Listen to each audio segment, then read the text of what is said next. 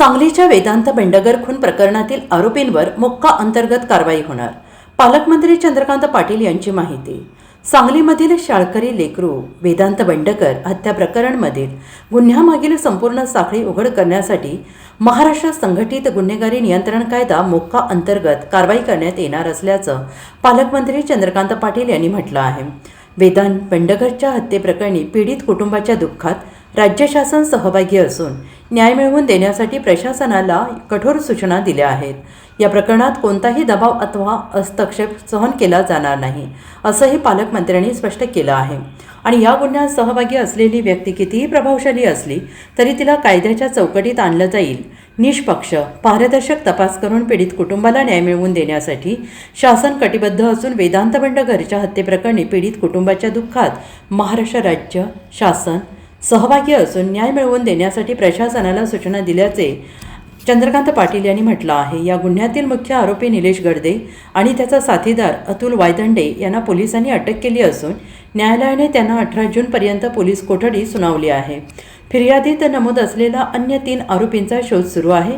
या प्रकरणाचा अधिक तपास स्थानिक गुन्हे शाखेकडे वर्ग करण्यात आला आहे.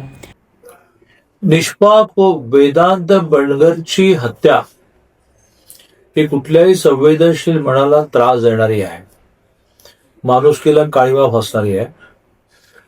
या गुन्ह्यामध्ये जे आरोपी आहेत त्या आरोपींना अटक करून त्यांना शिक्षा ठोठावल्याशिवाय शासन स्वस्थ बसणार नाही.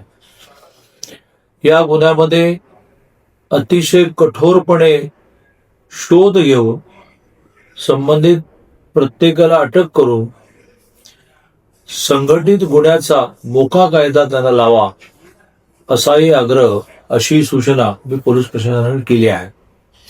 घटनेच्या दुसऱ्या क्षणापासून मी या घटनेमध्ये प्रत्येक पोलीस अधिकाऱ्याशी, प्रत्येक संबंधित अधिकाऱ्याशी बोलतो आहे. हे प्रत्येक वेळेला जाहीरपणे सांगण्याची आवश्यकता नाही. या सततच्या कोऑर्डिनेशनमुळे यातले 2 मुख्य आरोपी, प्रामुख्याने निलेश गडदे आणि त्याचा साथीदार अतुल वायदंडे, या दोघांना अटक करण्यात आली. 3 उरलेले गुन्हेगार जे आहेत त्यांच्यापर्यंत पोलीस लवकरात लवकर पोहोचतील. आता हा गुन्हा जो आहे तो स्थानिक गुन्हे शाखेकडे वर्ग केला आहे. अप्पर पोलीस अधीक्षकांच्या थेट मार्गदर्शनाखाली तपास सुरू आहे आणि लवकरात लवकर याची चार्जशीट तयार होईल आणि त्या संदर्भामध्ये जिल्हा मुख्य न्यायाधीशांशी बोलून ही केस फास्ट ट्रॅकवर कशी घेता येईल, लवकर निकाल कसा लावता येईल, याच्यात दिरंगाई कसे होणार नाही याचा स्वतः मी प्रयत्न करणार आहे. प्रामुख्याने या गुन्ह्याला संघटित गुन्हेगारी असल्यामुळे लवकरात लवकर सगळी कागदपत्र पूर्ण करून मोकाही लावण्याची सूचना मी दिलेली आहे. आणि त्यामुळे मी सर्व नागरिकांना आश्वस्त करतो की त्याच्या कुटुंबियांच्या दुःखामध्ये तर आम्ही सहभागी आहोतच, त्या कुटुंबियांच्या मागे खंबीरपणे आम्ही उभे आहोतच. पण यातला एकन एक गुन्हेगार हा शिक्षेपर्यंत पोचेपर्यंत, ज्याला कन्व्हिक्शन आपण म्हणतो, आम्ही स्वस्थ बसणार नाही अशी मी ग्वाही देतो.